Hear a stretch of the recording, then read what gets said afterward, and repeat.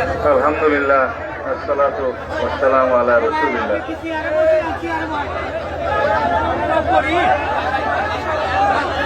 প্রিয় মহাপুরবাসী,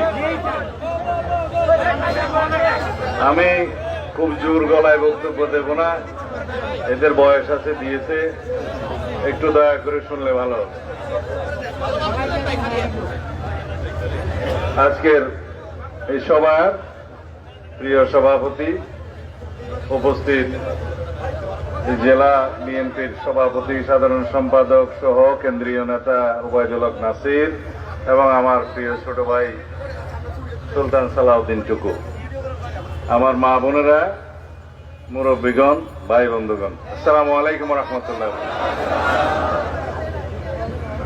দুপুর 1:15 বাজে, প্রচন্ড রোদ, এখন আশ্বিন না ভাদ্র ঢুকেছে, প্রচন্ড রোদ। আপনারা এতক্ষণ বক্তব্য শুনেছেন, আপনাদের প্রশংসা করতেই হয়।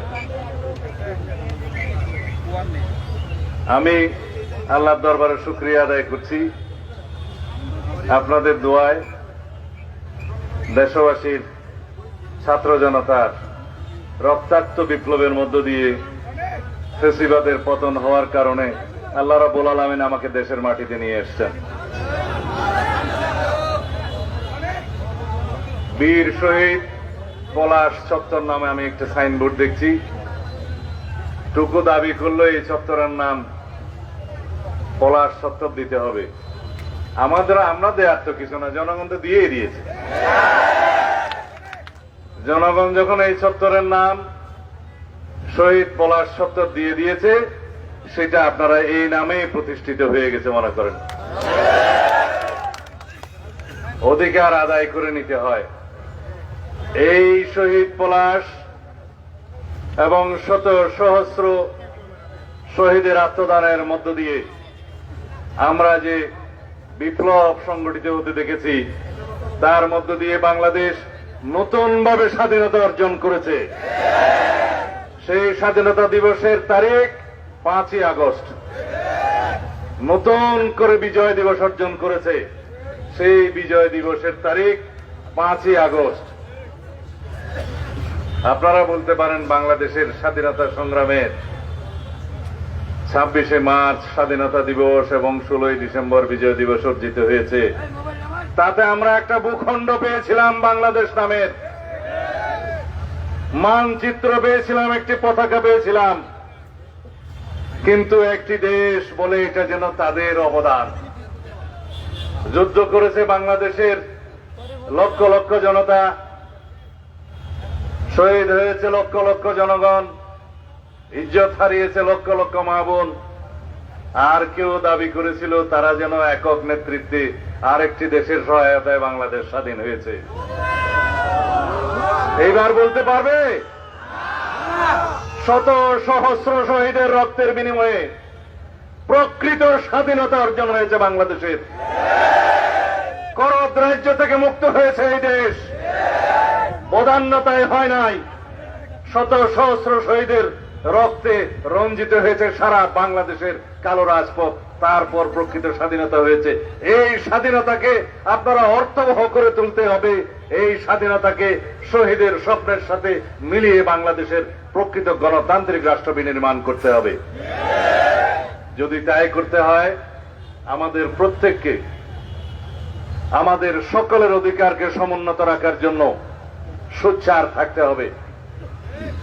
নির্বাচন অনেক দূরে, বাইরের ষড়যন্ত্র চালু আছে, ভিতরের ষড়যন্ত্র চালু আছে।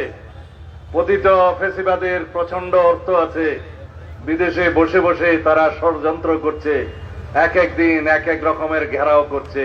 কখনো কখনো বলে তারা এখানে আমাদের হিন্দু ভাইদেরকে দিয়ে এখানে তারা একটা নির্যাতনের চিত্র সাজাতে চায়, কখনো বলে সংখ্যালঘু নির্যাতন হচ্ছে, কখনো বলে মন্দিরে হামলা হচ্ছে। খবর নিয়ে দেখেন সবই বোয়া। তারা এখানে তাদের প্রশাসনের সমস্ত জায়গায় পুলিশ বিভাগে এবং অন্যত্র সমস্ত জায়গায় তাদের এজেন্টরা এখনো লুকিয়ে আছে।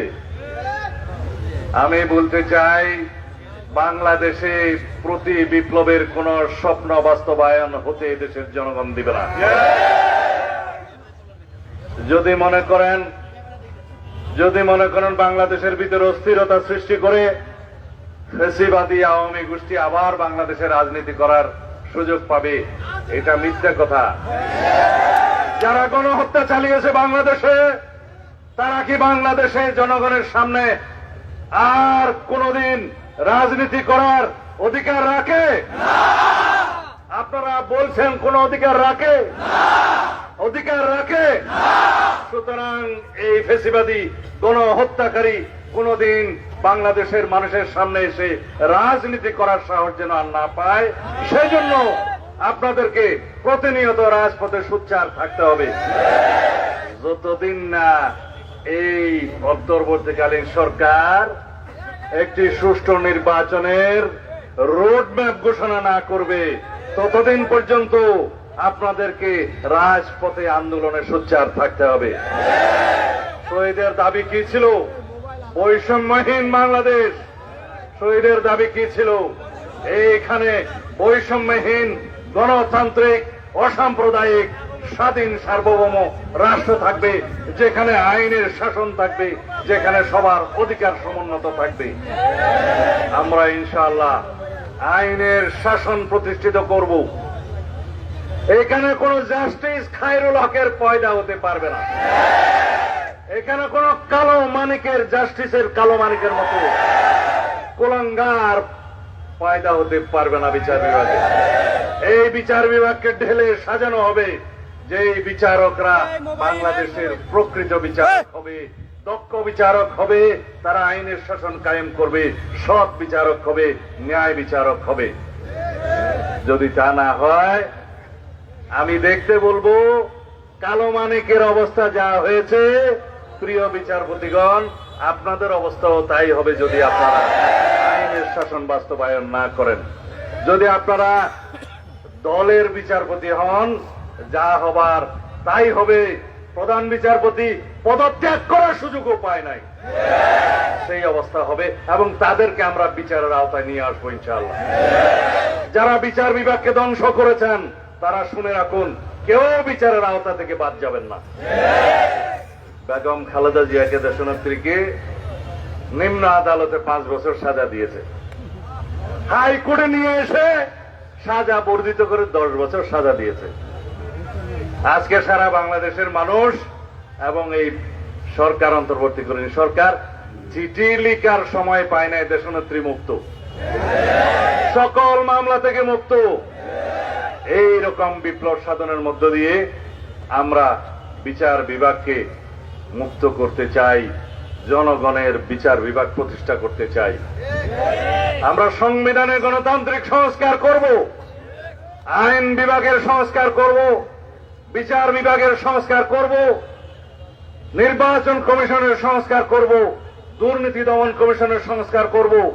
বাংলাদেশের যত রকমের সাংবিধানিক প্রতিষ্ঠান আছে, গণতান্ত্রিক প্রতিষ্ঠান আছে, মানবাধিকারের প্রতিষ্ঠান আছে, এমনকি গণমাধ্যম সহ সর্বত্র কমিশন বসিয়ে এমন সংস্কার করব যে সংস্কারের মধ্য দিয়ে বাংলাদেশে একটি প্রকৃত গণতান্ত্রিক সাম্যের বৈষম্যহীন একটি রাষ্ট্রে পরিণত হয়, শহীদের স্বপ্ন বাস্তবায়ন হয়। এই দেশে আর কেউ যেন মানুষের অধিকার নিয়ে সিনেমা না খেলে। শেখ হাসিনা দিল্লিতে গিয়ে বসে আছে, ষড়যন্ত্র করছে, বাংলাদেশে ফেরত আসার স্বপ্ন দেখছে। স্বপ্ন দেখতে হবে না। শেখ হাসিনাকে পৃথিবীর যে প্রান্তেই যারাই আশ্রয় দিক না কেন, তার বিচার হয় বাংলাদেশের আদালতে হবে, না হয় আন্তর্জাতিক আদালতে হবে। বিচারের সম্মুখীন তাকে করতেই হবে, করবো ইনশাআল্লাহ।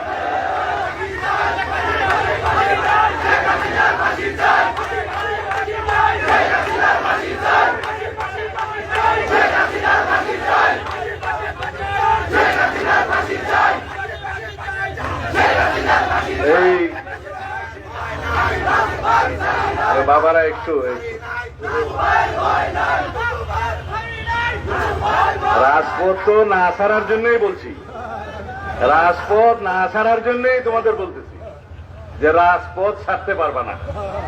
যদি রাজপথ ছাড়ো, ফেসিবাদের দোসররা এখানে বসে আছে, ষড়যন্ত্র করবে।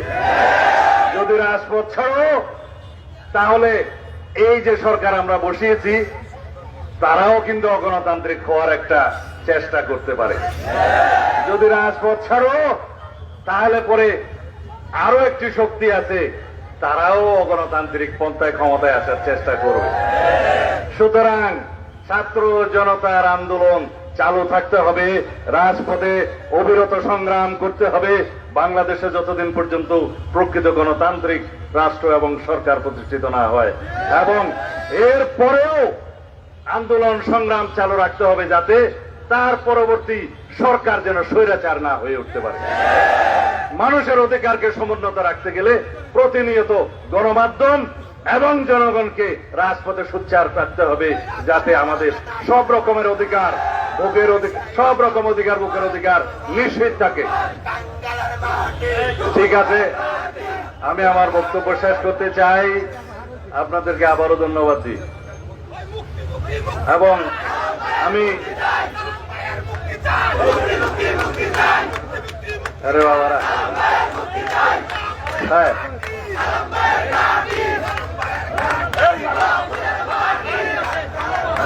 বলতে দিবা তো। জনাব আব্দুল সালাম পিন্টু আমার সহকর্মী, বাংলাদেশের উপমন্ত্রী ছিলেন, এখানকার একজন জনপ্রিয় নেতা, অত্যন্ত মজলুম, নির্যাতিত, এক যুগেরও বেশি সময় ধরে কারাভোগ করছেন, নির্যাতিত হচ্ছেন। আমি আস্তে আস্তে সবার কাছে আবদার পেয়েছি যে ভাই, পিন্টু ভাইয়ের মুক্তি চাই। পিন্টু ভাইয়ের মুক্তি চাইতে হবে না, পিন্টু ভাই ইনশাআল্লাহ অতি শিগগির মুক্ত হয়ে আপনাদের সামনে এইভাবেই জনসভায় ভাষণ দিবেন। শুধু আর কয়েকটা দিন অপেক্ষা করুন। আমি টাঙ্গাইলের শহীদ পলাশের পরিবারের সাথে সাক্ষাৎ করেছি, তার মায়ের সাথে সাক্ষাৎ করেছি, স্ত্রীর সাথে সাক্ষাৎ করেছি, ছোট্ট মেয়ের সাথে সাক্ষাৎ করেছি। আমাদেরকে আমার দেশনেত্রী বেগম খালেদা জিয়া, আমাদের নেতা দেশনায়ক জনাব তারেক রহমান নির্দেশ দিয়েছেন, প্রত্যেক শহীদ পরিবারের সাথে সাক্ষাৎ করতে হবে, তাদের পাশে দাঁড়াতে হবে। এবং উনি অঙ্গীকার করেছেন সারা জীবন তাদের পরিবারের পাশে থাকবেন, ভরণ পোষণ করবেন, যতদিন পর্যন্ত তাদের প্রয়োজন। আমরা আজকের মতো তাদেরকে যাই সাহায্য সহযোগিতা করি না কেন, প্রয়োজন হচ্ছে সারা জীবন এই শহীদদেরকে যেন আমরা স্মরণে রাখি এবং তাদেরকে সাহায্য সহযোগিতা করি, যাদের রক্তের উপর দাঁড়িয়ে আজকের নতুন বাংলাদেশ সৃষ্টি হয়েছে। একটি গান আছে, কবিতা আছে, সেটা হচ্ছে মুক্তির মন্দিরে সোপানে তোলে কত প্রাণ হলো বলিদান, লেখা আছে অশ্রু জলে। মন্দির শব্দটা আপনারা অন্যভাবে নিয়েন না, গানটা ওরকম। আপনারা বললে বলতে পারেন মুক্তির মঞ্জিলে, যাই হোক, সেটা অনেক দীর্ঘ গান। সেই শহীদদের নাম যেন বাংলাদেশের ইতিহাসে অশ্রু জলে লেখা থাকে, আমরা প্রতিনিয়ত স্মরণ করি। সেই জন্য আমি আপনাদেরকে আহ্বান জানাবো। আমি বেঁচে নাও থাকতে পারতাম, আয়না করে আমার মৃত্যু হতে পারত। আপনারা তো শহীদের লাশ পেয়েছেন, আপনারা কবর জিয়ারত করতে পারছেন, আমরা কবর জিয়ারত করতে পেরেছি। আয়নাগরের বন্দি প্রকোষ্ঠে আমি তাদেরকে বলতাম, আমার লাশটা আমার পরিবারের কাছে হস্তান্তর করো তোমরা। কোনো জবাব পেতাম না। আল্লাহর কাছে প্রার্থনা করতাম, ইয়া আল্লাহ, আমার লাশটা, আমার কবরটা কি আমার ওয়ারিসরা দেখতে পাবে না? আমার সন্তানরা কি তার বাবা কোথায় দাফন হয়েছে দেখতে পাবে না? কবর জিয়ারত করতে পাবে না? তুমি মেহেরবান, তুমি দয়া করো। আল্লাহর কাছে প্রার্থনা করতাম, অশ্রু জলে সিক্ত করে আল্লাহর কাছে প্রার্থনা করতাম। আমাকে যখন বিদেশে পার করিয়ে দেয়া হলো, পাগলখানায় নিয়ে গিয়ে প্রায় 2 দিন পাগলের ওষুধ খাওয়ানো হলো, আমি আল্লাহর কাছে প্রার্থনা করেছিলাম, আমাকে কি এরকম একটি রাষ্ট্রে নিয়ে এসে একটা নাম জানাহীন লাশ হিসাবে এখানে দাফন হতে হবে? আমাকে জানাজা হবে না? আল্লাহ রাব্বুল আলামিনের কাছে প্রার্থনা করেছিলাম, আল্লাহ কবুল করেছেন, আমাকে স্বদেশে বীরের বেশে ফিরিয়ে নিয়ে এসেছেন। সুতরাং আল্লাহর দরবারে বিচার আছে, মজলুমের বিচার আছে, আল্লাহ কবুল করেন। আপনারা দোয়া করবেন, এমন বাংলাদেশ প্রতিষ্ঠিত হবে সামনে ইনশাআল্লাহ, যেখানে কেউ গুম হবে না, যেখানে কেউ অন্যায়ভাবে বন্দিত্ব বরণ করবে না, যেখানে আইনের শাসন প্রতিষ্ঠিত হবে, যেখানে কেউ গুম করে বাংলাদেশে কাউকে রাখতে পারবে না। আমরা প্রথম দিন থেকে আমি সাক্ষাৎকারে বলেছি, বাংলাদেশে এই মুহূর্ত থেকে সমস্ত গোয়েন্দা সংস্থার সকল গোপন কুঠির বন্ধ হতে হবে, সমস্ত গোয়েন্দা সংস্থাকে রাজনীতিতে নাক গলানো বন্ধ করতে হবে। সুতরাং সেই রকম একটি আইনের শাসনের বাংলাদেশ, সেই রকম একটি গণতান্ত্রিক রাষ্ট্র আমাদেরকে বিনির্মাণ করতে হবে। আপনারাও বিরত সংগ্রামে লিপ্ত থাকবেন আপনাদের অধিকারের জন্য, যাতে ভবিষ্যৎ কোন সরকার স্বৈরাচারী হয়ে না উঠতে পারে। আমি আমার বক্তব্য এখানে শেষ করলাম। অসংখ্য ধন্যবাদ জানাই আপনাদের এই ভর দুপুরে আমাদের বক্তব্য শোনার জন্য। কৃতজ্ঞতা জানাচ্ছি আপনাদের। নসরুম মিনাল্লাহ ওয়া ফাতুহুল করিম। আসসালামু আলাইকুম ওয়া রাহমাতুল্লাহি ওয়া বারাকাতুহু। বাংলাদেশ জিন্দাবাদ, বাংলাদেশ জাতীয়তাবাদী দল জিন্দাবাদ, শহীদ জিয়া অমর হোক, বেগম খালেদা জিয়া জিন্দাবাদ, আমাদের তারুণ্যের অহংকার দেশনায়ক জনাব তারেক রহমান জিন্দাবাদ। বোয়াপুরের শহীদদের আবারও স্মরণ করে আমি আমার বক্তব্য শেষ করছি। আসসালামু আলাইকুম।